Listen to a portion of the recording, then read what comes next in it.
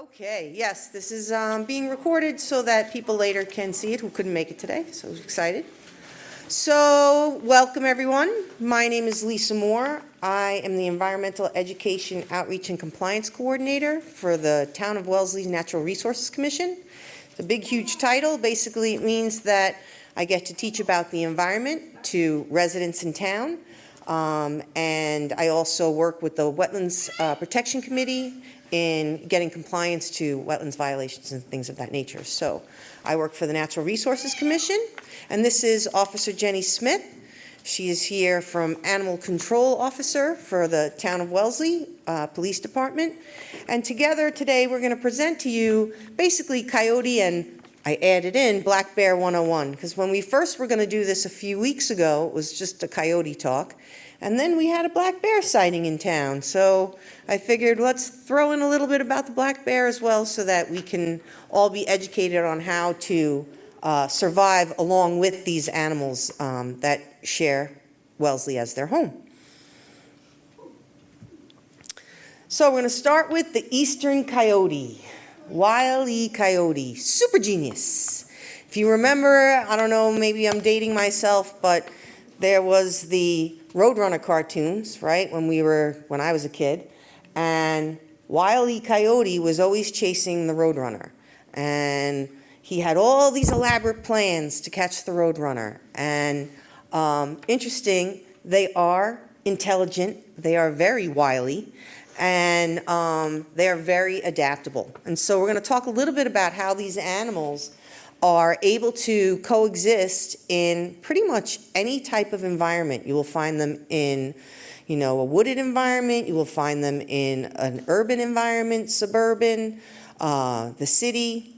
They are adaptable to survive just about anywhere. So when you look at that face, it's a face only a mother could love. No, everybody could love that face. When we look at coyotes, I want to talk about a few things. First of all, their range, they are established in every town in Massachusetts except for Martha's Vineyard and Nantucket. They're everywhere. So you will see them, you will maybe hear them. It's good to be aware of how to behave around them if you should come across them in the wild. We have in town been getting, both Jenny and I have been getting a lot of emails asking about, what do I do? I saw a coyote in my yard. What do I do? I saw a coyote walking across the street. And so that's why we felt that this would be a good opportunity to discuss what this wonderful animal does and why it's an important animal to have in our habitat, and also how to coexist with them. So that's what we're going to try to do today. Here is a taxidermy coyote, right? This is about the average size of a female coyote. Male coyote might be a little bit bigger. In the winter, they would, both male and female, look bigger because their coat would be a little fluffier and a little fuller. So they'll tend to look a little bit bigger in the winter. Female can range from about 33 to 40 pounds. Males get up to somewhere between 34 and 50 pounds.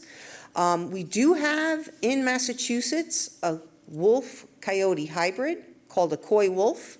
They are bigger, so they could be upwards of around 75 pounds. And they look more like a large German Shepherd size than this kind of medium-sized Shepherd-type dog. They will, as I said, thrive in just about any habitat because they are very adaptable and they are incredibly intelligent. When we talk about predators, and I'm going to have to kind of carry this with me, I guess. When we talk about predators, one way we can tell the coyote is a predator is by looking at the parts that it has, right? So when you see eyes in front of an animal's head and they're facing forward, those are the eyes of a predator. We like to say eyes in front, like to hunt, okay? When you think about the ears of this predator, right? Coyote ears are always perky and up. That's how you can tell the difference between a coyote and a dog, because a dog's ears flop down. Coyotes are always up. Excellent vision, really good sense of smell, right? Excellent sense of hearing. And if we look at what the skull of a coyote looks like underneath that fur, right, we can start to tell a few things about this animal just by looking at its skull. Can you see that? See this round portion here? That's where the brain would be held within the skull. When you look at an animal's skull and you try to determine, is it a predator, is it smart, you kind of look at the brain in comparison to the size of the entire head. If we think about humans, from right about here, below my eyes, all the way back to here, and everything else except my small nose and small mouth is brain, right? We have a very large brain for the size of our skull. We are on the top of the ecosystem, right? We're the top predator, we're the top animal in the food chain, right? On land, mostly, right? But when we look at the coyote and you notice that half of its head is brain, right? So if you think about that, does an animal that is a hunter have to be smart? Well, certainly a rabbit's not going to go, okay, eat me, right? It's going to try to fight, run away, hide. And so you have to be smart to be able to hunt for your dinner.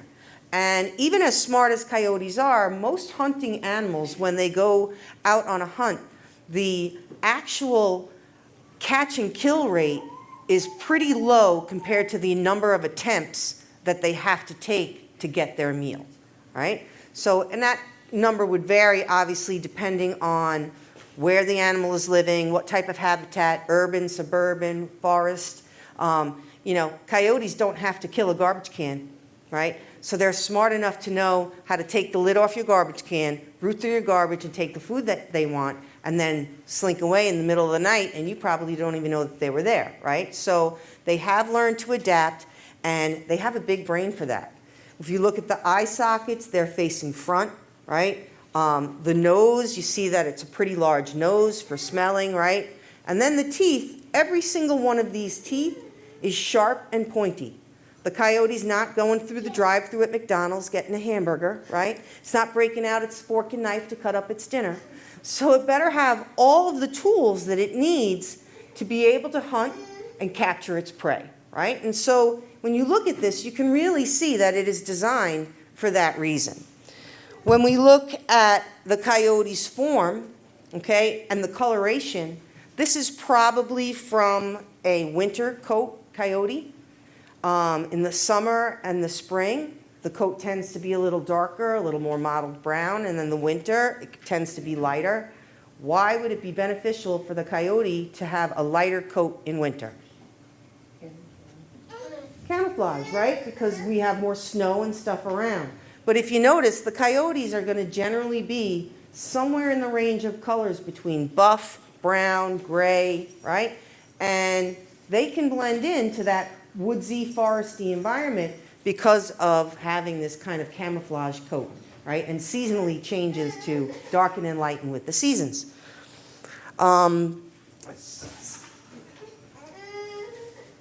Sorry. All right.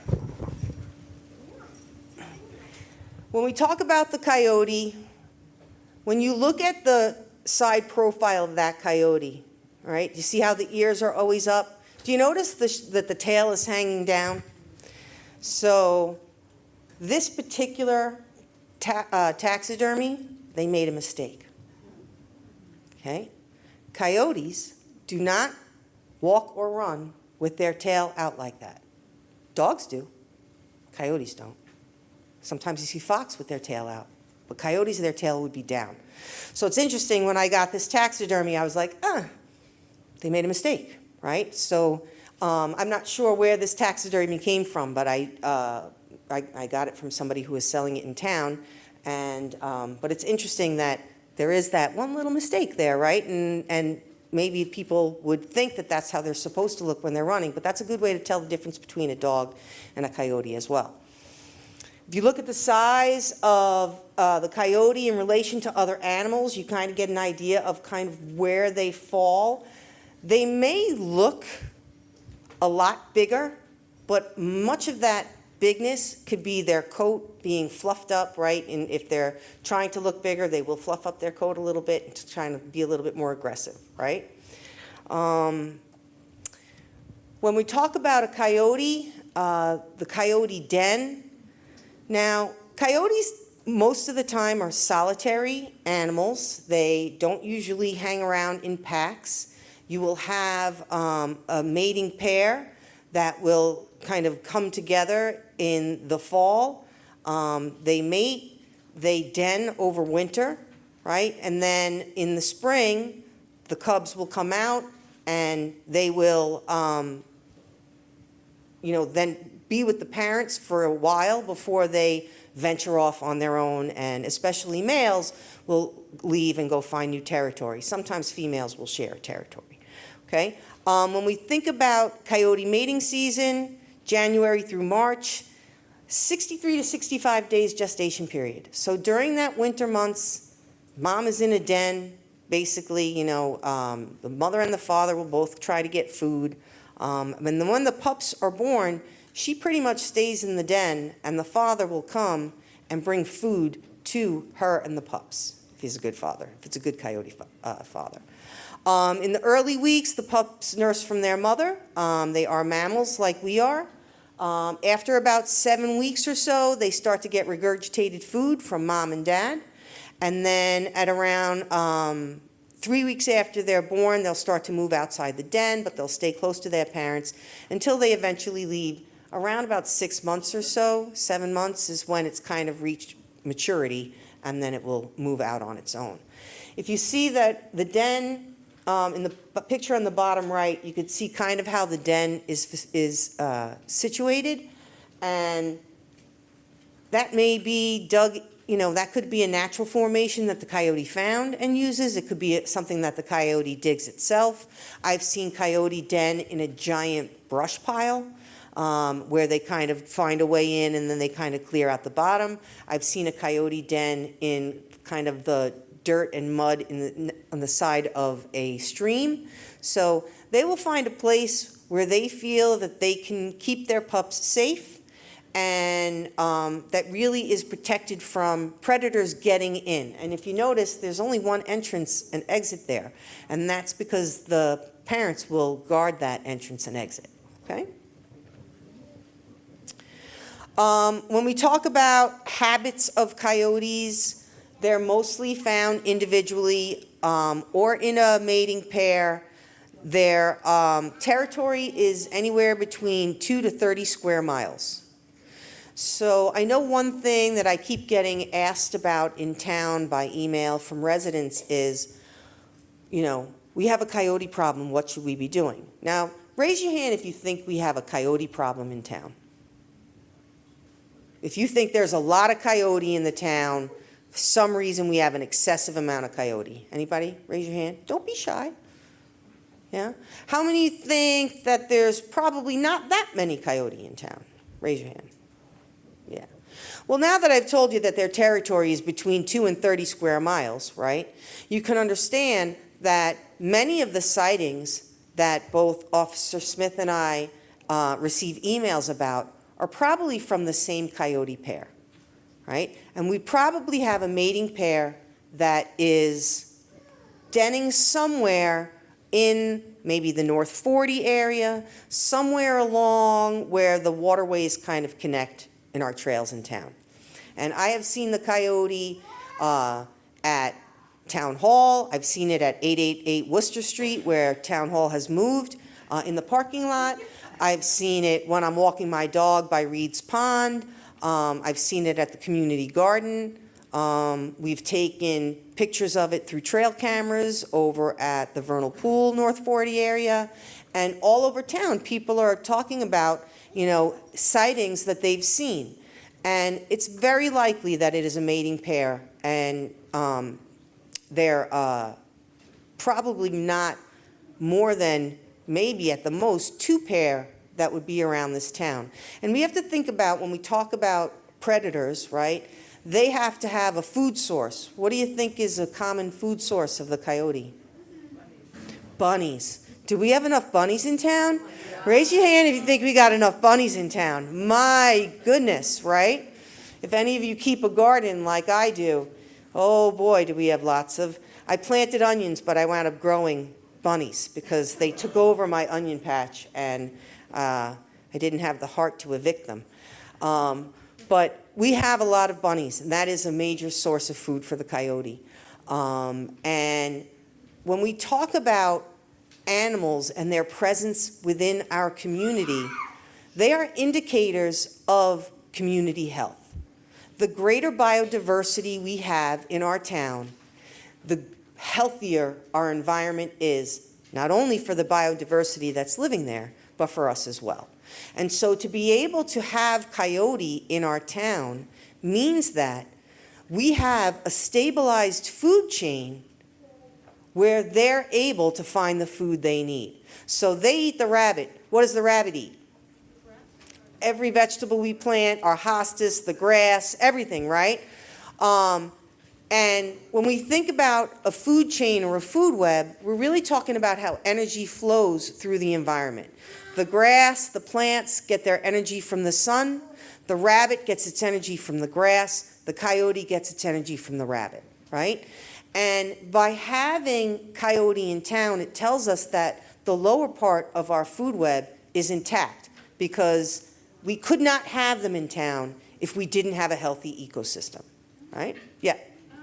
Last year I saw a bunch of foxes, and this year I haven't seen or heard any foxes. I wonder if it's because there's coyotes in town. Do you think they're I saw a fox last night in my house by my chicken coop. Yeah. Yeah, you know, yeah, I think, you know, sometimes it just depends on, you could have had a wood pile in the woods somewhere that was perfect habitat, and maybe it decomposed and shifted, and now they moved to another neighborhood, right? There are lots of reasons, and they also kind of are on the move all the time. We definitely have more fox than we do coyote. And when you think about, as you move up in the food chain to the higher level predators, the higher level feeders, you can't have as many because the environment wouldn't support that many, right? Because they're the higher level order feeders. You can have thousands of rabbits, right? But you can't have thousands of coyote. Okay, so as you move up the chain, the number and the population of that animal will naturally start to decrease. Okay, there are approximately 12,000 coyote in Massachusetts.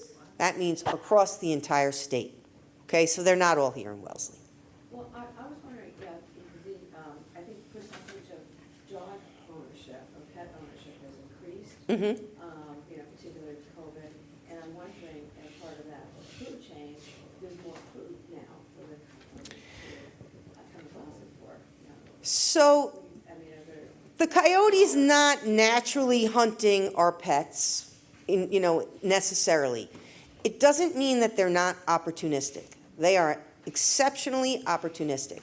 And depending on the rabbit population, squirrel, chipmunk, all of those things, right? They're all dependent on the acorn production and all of that, right? So some years you have lots of acorns, which means you got a lot of the small rodents and the rabbits, which means you can support a few coyote family, right, that can survive.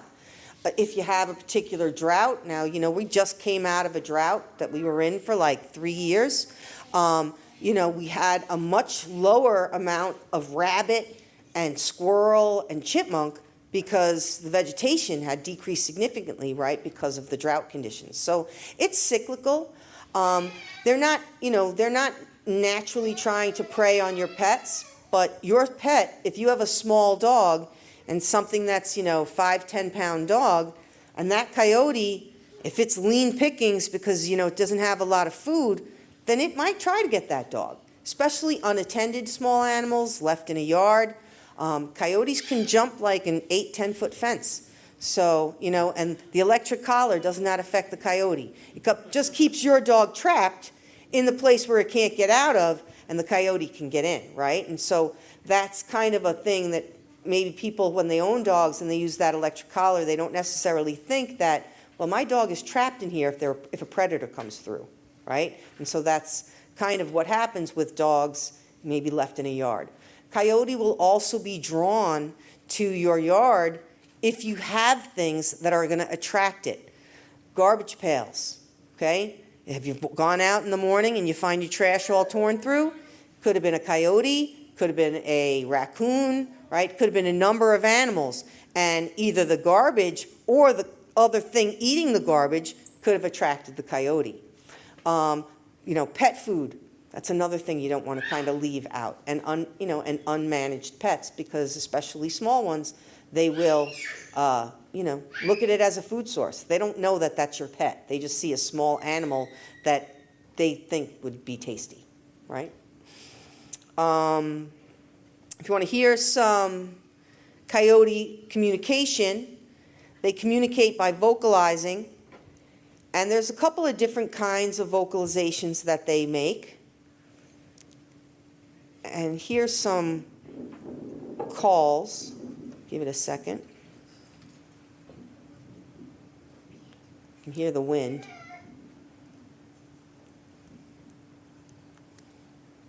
Starts off slow. Hold on.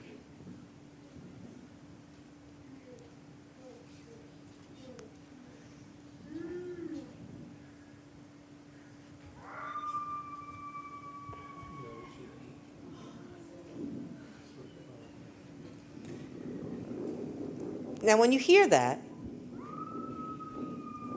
right, does it sound panicked? It's communicating, right? It's calling. And you could hear kind of a call and a response in the distance. You hear that response to his call. So they're having a chat. They're like letting each other know what the condition is, right? Where they are. That kind of a thing. So that's one kind of coyote vocalization. Give you another one. And you can tell a lot by the quality of the sound that animals make, whether they're communicating, whether they're afraid, whether they're saying something. It's kind of interesting.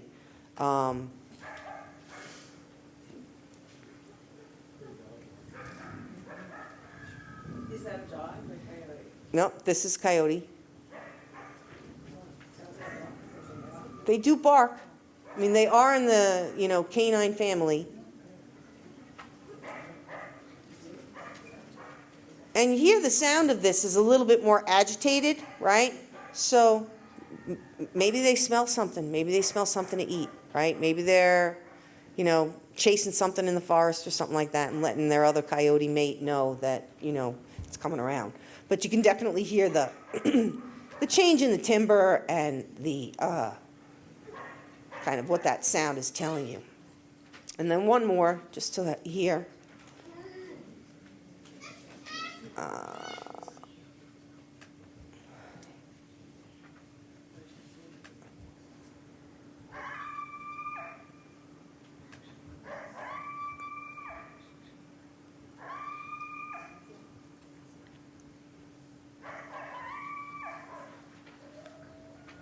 Hear the response?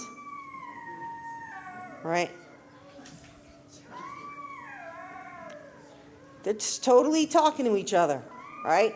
Vocalization. That's how they communicate.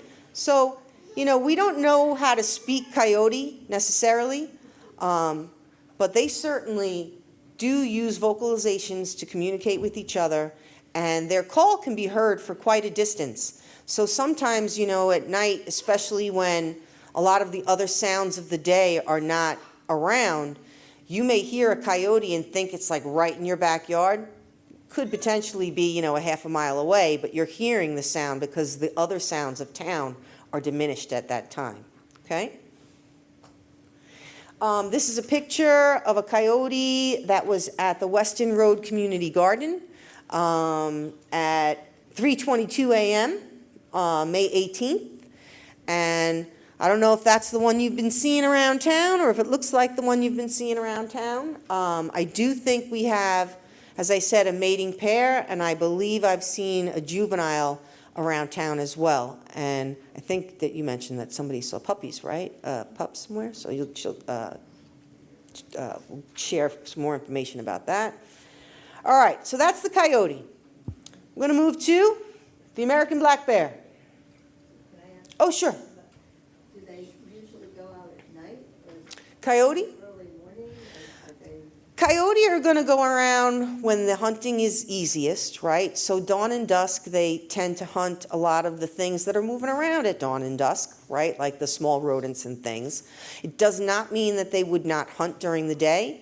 They may rest during the day, especially in a populated area, because they do not want to be around you and I. Coyote are shy. They are, for the most part, reclusive. And they're smart, so they know interaction with us usually ends up badly for them, right? So that they don't want to really interact with us if they can avoid it. I don't know what that is. Something's buzzing. Oh, sorry.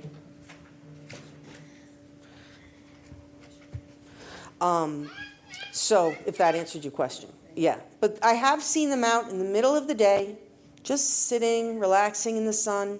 I'm sure if something scampered by and they wanted to eat it, they would grab it, right? But they definitely will, seize every opportunity. And they're smart enough to remember where they found food that they'll go back to the same location. So, for example, I have chickens, and coyote and fox and owl regularly visit my yard. And they come because they know that there's something there. They want to get at it. They can't quite figure out how to do that, but they know they're there, and they come. And they're always kind of checking for weaknesses, right? And that's because they hope one day they're going to get in and get that easy meal, right? So, yep. Quick question, I see before you move on to there. Mm-hmm. So, it was a couple years ago with my old dog, so it wasn't a problem, but what is the best reaction when I'm walking my dog at 9:30 at night on a leash, and I see a coyote 30 feet away? Should I quick turn and go the other way? So you want to split the do's and don'ts? You want to give a little bit of a thing, and then we'll go into the black bear? All right, so Jenny's going to come and talk about the do's and don'ts for surviving with these guys. Hi everyone, my name's Jenny Smith. I've been with the town for about 2.5 years now. I grew up on a smallish farm in Holliston, and believe it or not, living on a farm means 90% wildlife, 10% the farm. You have all the things that attract it in. In my time of living on a farm, I found the do's and don'ts. You might see a coyote and your first initial thought is, oh my God, I should run away and scream. And the coyote goes, game on, let's go. You just ran away. The chase is on, like you would see them at the town hall chasing after a rabbit. You just made it a game. So the best thing to do is be big and loud. I've studied body language in all animals my whole life. So I've come face to face with coyotes, and the moment I went, I'm bigger than you, go. And I'll talk to it, like I'll have a conversation. I'm like, get out of here, go away, we don't need you. You see it go. You're standing up to me. But if you turn and scream, game on. So the biggest thing to do is remind it, I'm bigger and badder than you. When I walk my dogs, one thing I've noticed, and just in general safety, people walk with headphones. That's great, except you don't know what's coming up behind you, people or wildlife, or another dog. I've seen that in the past, just in normal patrol. I'll see a coyote out, and I'll let someone know, hey, just watch your back. They can't hear me. That's when things go wrong. You don't know if both your headphones in. So I always wear just one. And another thing is, I know Lisa carries a stick when she walks, safety reasons, other dogs, people, wildlife. I'll carry like an air horn, like Amazon, you can buy cans of air horns, anything. So if you feel like you can't get your voice loud enough, an air horn scares them. Anything loud. I know Sue Webb prior to me would always say bang pots and pans. That's great if you're home, but if you're, walking the brook path, I don't walk with pots and pans. So what about rocks? I've heard that some people say. But then you have to put yourself in a position to go down and get on their level, and you want to stay up and big. You want to let them know this is your ground, they can back off. You can throw, but do you walk with a rock in your hand? Kind of thing. So if you have the rock, you can throw it and see if it'll spook it, but if it means having to bend over and pick something up, something that's easier access in your hand is better, like clipping an air horn or a whistle or just something loud. Yelling is better than shrieking. I've noticed with summer camps, the coyotes do come and get interest because kids don't they have that blood-curdling scream when they play, which is fine, but coyotes are, oh, something's dying, something's getting killed, I'm going to go see what that is. So if you come and interact with one, don't shriek, because it's going to go, okay, are you dying? Is this my chance to go for it? So you want to be, just yell at it. Like, hey, no, get out of here. Just big. You want to be big, as hard as that is. Like, I'm tiny, so I know I have to be really big. And you'll see them. You'll see the body language completely changed from, I'm about to mess you up, to them going, oh, okay then. This game on. But is there any other questions about? Someone once said that if you squirt water bottles, they would run, but I don't know if there's any truth to that. Yes and no. Like I've done hoses, like if I'm filling up something, gardening, whatever, and one comes in the area, you can spray out the hose, but like a squirt bottle, like you would do with your dog, they might look at you like, what are you doing? Yeah. But like a hose, I would say that, but like a spray bottle, they might be like, thanks for the mist. Yeah. Yes. So do they get aggressive enough that like it becomes a problem, or? I haven't seen it. I've had them like try to challenge people, but as soon as like they were uncomfortable and didn't want to stand up for themselves, but as soon as I was like, no, this is my pack behind me, the soccer players are mine, you have to come through me, that's when they turn that switch off and go, this isn't an easy meal, this isn't going to be fun, I'm going to move on. And that's when they find something else. Especially if they're unimpeded, like if you're not cornering them, they're not likely to attack. Also, it depends on if there is if their pups are around, they're more inclined to protect them. Coyotes do something called, where they kind of escort you out of an area, okay? I've been escorted by a coyote on more than one occasion. What probably happened, I was cross-country skiing on a trail in town, and I was following footprints and dog tracks, so I thought I was following somebody who was walking their dog. The footprints went off trail, the dog tracks kept going, and then just about 5 minutes later, I was like, oh, Lisa, those are probably coyote tracks. There was a coyote, right? Went around me, took the high ground, and it was just staring me down. And, I'm in the woods, I'm by myself, I'm on skis, which was, a little bit weird. So I popped the skis off, and I took my ski poles, and I did this, and I'm watching the coyote the whole time, picked my skis up, and I just said to him, and as Jenny said, I was talking to him too, I'm like, all right, you go that way, I'm going this way. And I kind of backed up until I was far enough away, and it kind of followed me down a little bit, but what was happening is that I was probably very near to its den. And they will escort you away from their den. They will either have you chase them if you're another animal, or they will chase you to get you away from that spot.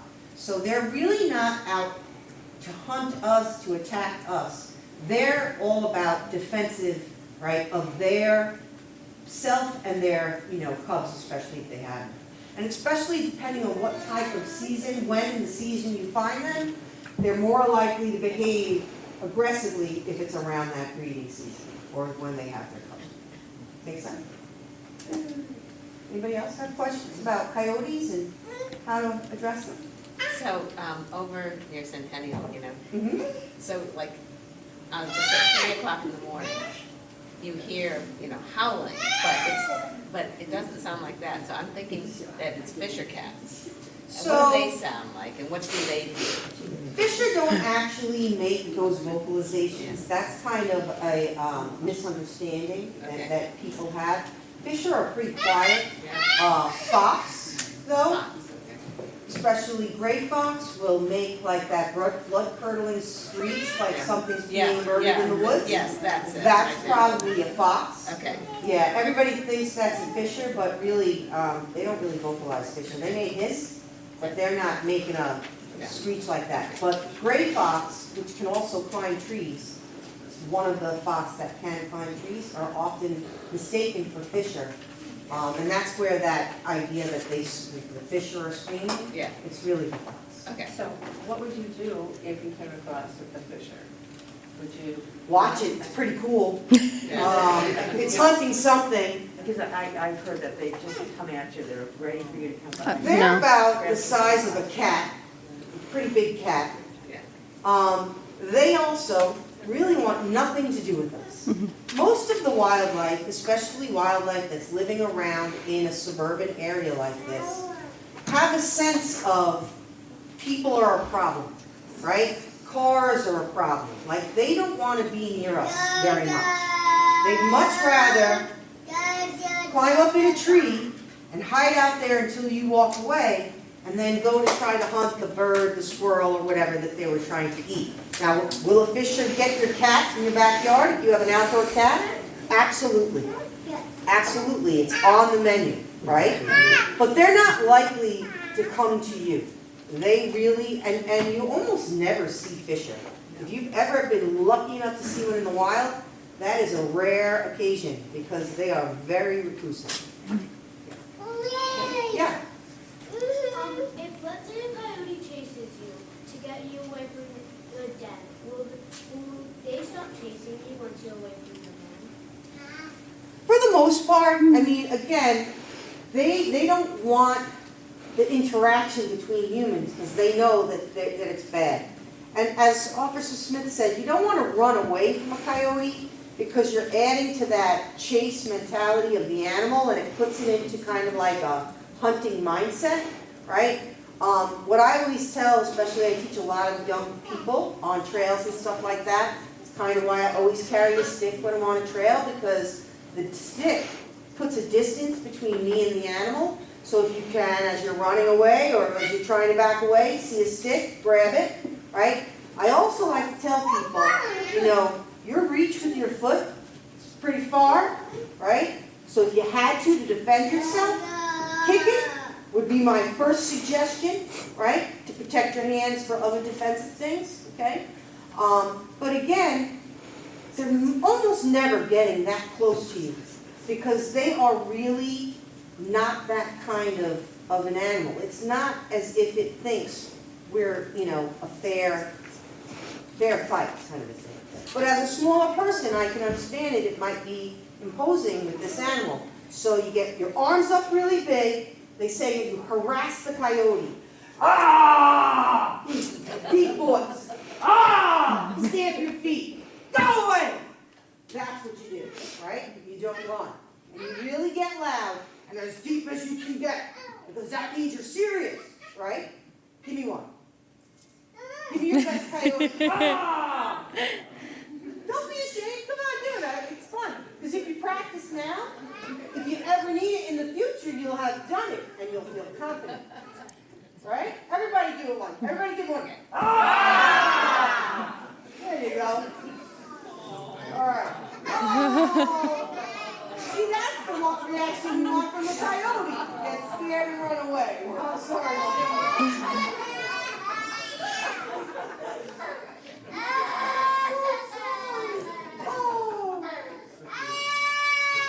You can get an early cookie if you want to go bridal with an early cookie. Make her feel good. Any other questions about coyote and how to respond? But that's really what you do. You get big, loud, and harass. Well, I have one question. It was several years ago, maybe a longer time, when there was a coyote who attacked someone walking down the street, like, it was like with a child or something, and the coyote bit behind. Mm-hmm. What makes the coyote do that? Is It- I mean, like in a very urban area, maybe it was Medford, I don't know. Like, it could have been looking for, like, depending on the area, food might have been lower, and it's the easy game of you're small, your back's to me. You don't know I'm coming up behind you. That's why if you ever have an encounter, if you need to slowly back away, you stay face to face with them, because the moment you turn your back, they can easily sneak up behind you.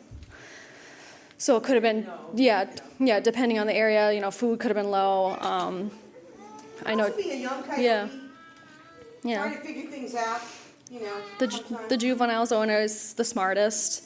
I usually have more calls for the juveniles with camps, parties, anything, because they kind of come in like they're interested. They're like, what's this? This is different. This is fun, because they just don't know what's the new activity. So that's usually more sightings. Like the summer camps now, there's so much more food going on. There's balls.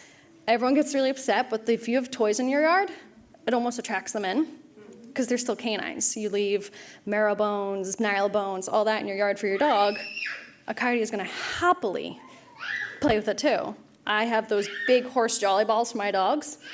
I lose at least one a year. And you will find it torn up down in the woods because the coyote said, thanks for the toy. So just different things will draw them in and make them curious. And so, just like any animal, you can never predict when it's going to become that. Yeah, exactly. Every coyote is different, like anything. I found this on a trail. It's got a smooth sawed-off edge, so this was a dog's bone. But there are tooth marks all over it from other animals that were eating this while they were on the trail. Lots of animals will seek calcium, and so they look for bones of dead animals to get calcium. And so your dog's bone, yes, it will definitely attract a coyote in to come get. It will probably also attract some other things looking to gnaw on it to get some calcium as well. Not to be an alarmist, but so I'm getting from you, it could be a young coyote, and I have very small dogs. If I'm walking and my back's to them, there is a chance they could. If it's young, it could sneak up behind you. So that's why I said be alert. Don't have two headphones in. Just kind of always know your surroundings. It's good to know, because I was told the opposite. Yeah, you should, like anything, you should always know your surroundings just for every safety reason. But small dogs, obviously, if it's a juvenile, So they sneak it, they're so amazingly quietly. They'll quietly trot up there. They float. They're amazingly quiet. I used to have a horse, and I'd be on the trails, and you'd hear like the slightest sound. I'd be like, something following me? And you'd look, and there'd be a coyote just kind of sneaking up behind, trying to see what my horse is. Because it doesn't necessarily want to mess with the horse, but it's interested enough to quietly sneak up behind and kind of figure out the situation. And most of the time, they're looking for prey that is smaller, right? Occasionally, if they're very, very hungry, coyotes might form a pack and take down a deer. They'll also eat dead stuff. So if a deer got hit by a car, well, the coyotes are going to go find that and use that as a source of food as well. Okay? All right, let's talk a little bit about the black bear so we can get through this a little bit. We did have a black bear come through town last month, which was exciting. Doesn't often happen around here. I have been on trails in Natick and Sherburne where I have found bear poop on the trails. And, so I know that they do come through. But through town, through our part of town, is kind of a rare thing. But it's good to know about the black bear. Now, there's a black bear bust over there. Black bears, Winnie the Pooh's a black bear. But he's not black, right? It's the most common bear in North America is the black bear. There are roughly 600,000 black bear in North America, about 4,500 in Massachusetts. That's a pretty large population of a very large predator that we don't see very often because their habitat is such that they need a lot of vegetation. Black bear are omnivores. They do have that eyes in front hunter capability, right? They certainly have the tools, teeth and claws to defend themselves or attack. But the most of the time, they're eating small things like berries, seeds, nuts, fruits. They eat worms. They eat, any kind of amphibian that they can catch. They will eat small rodents. But they're not really hunting for their meat source. They will eat roadkill and dead things as well. They basically are not territorial, so they kind of just move, and they're looking for food sources. The bear that was in our town, that was found in somebody's yard, in that yard, they had honeybees and chickens. Why did the bear stop there? Well, like Pooh says, he wanted a smackerel of honey, right? If food is scarce, they'll come into more urban areas to be opportunistic like the coyote. They're going to go through garbage cans, bird feeders, things like that. A bear will knock over a bird feeder to eat the seeds in the bird feeder, right? And it will remember that you put the bird feeder there and come back over and over again because they're smart and they can remember where their good food sources are. They'll remember where bees are kept to eat the honey. They'll remember where chickens are to get eggs and things, and a chicken if they catch it, right? So they're also opportunistic, they're smart. They come in lots of colors, right? From the very typical black coat with some brown muzzle and some brown underlying fur. Sometimes they have a white patch on their chest. They can be honey-colored, buff, light brown, gray, even like a silvery blue kind of a color. But the brown bear is the smallest of the bears in North America. So if you look at the 3 bears of North America, the biggest is the polar bear, then you have the grizzly or the brown bear, and then you have the black bear. And we have the American black bear as the one that would be the one that we would see in this part of the world, okay? They're found in nearly all 50 states, black bear. So that gives you an indication of how they get around. And there have been some hybrids between polar bears and grizzly bears have been happening a little bit with a little more frequency lately. And if you could think, why do you think we're seeing more hybrid polar bear, grizzly bear combinations? Climate change. What's climate change doing to polar bears? It's forcing them to find other habitat to feed, right? Because they need to feed on ice. They hunt on sea ice, right? And if climate change is getting rid of the sea ice, now they're having to go further inland to find food sources. And sometimes they come across a grizzly, and there have been these combinations, just like the coyote wolf hybrid we have. We do see sometimes the grizzly polar bear hybrid. Bear facts, males are big, 130 to 600 pounds. That is a big, big animal. Females, 100 to 400 pounds, not quite as big. They have very good eyesight, they have good hearing, they have excellent sense of smell. And that's probably how they know you're around before they even hear you or anything else. They're excellent climbers, and they will use trees to evade people, and they will send their cubs up trees to keep their cubs safe. They den in the winter where they hibernate, and depending on the season, depending on the fall leading up to hibernation, sometimes they come out of hibernation for periods to feed if their fall crop of nuts and seeds and what have you wasn't enough. But they den mostly from November until about mid-March or April, where they'll wake up very hungry, much skinnier than when they went in. And if it was a female, the cubs are born during that hibernation period. And so she will give birth and pretty much lay there sort of hibernating, and the cubs will feed, they'll get milk and stuff, and she's just got to hope that all the food she ate leading up to that hibernation lasts through the den and into the spring when the new food sources become available. They can den in brush, they can den in hollow trees, they can den under like rock formations. They will sometimes dig out their own den or find an already established crevice or area for them to find a den to hang out in. So here are some dens. Here's a mama and her cubs.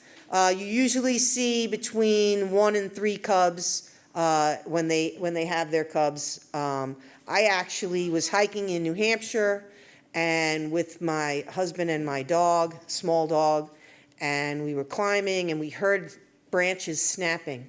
And we thought, is it a moose? Was it something? And we turned, and about from here to that wall, there was a female black bear and her 2 cubs. That is about the worst time you could ever see a bear. It's when they have cubs, because that is when they will be most aggressive. And again, with the coyote, you don't want to get all quiet and hide, right? You want to get loud, you want to be big, you do not want to approach, and you want to slowly kind of walk away but keep your eye on it, right? But the whole idea is that don't cut off their path to leave, and don't make it seem that you're interested in their cubs, right? So quickly took my dog, put her on leash, and we said, okay, you go that way. We're going to go back down the mountain. And we cut our trail walk a little short.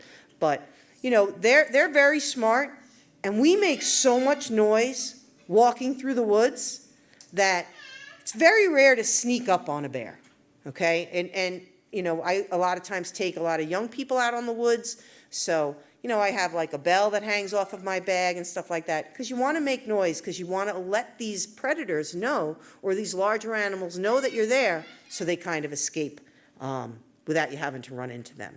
This is the bear that was seen in the Wellesley report.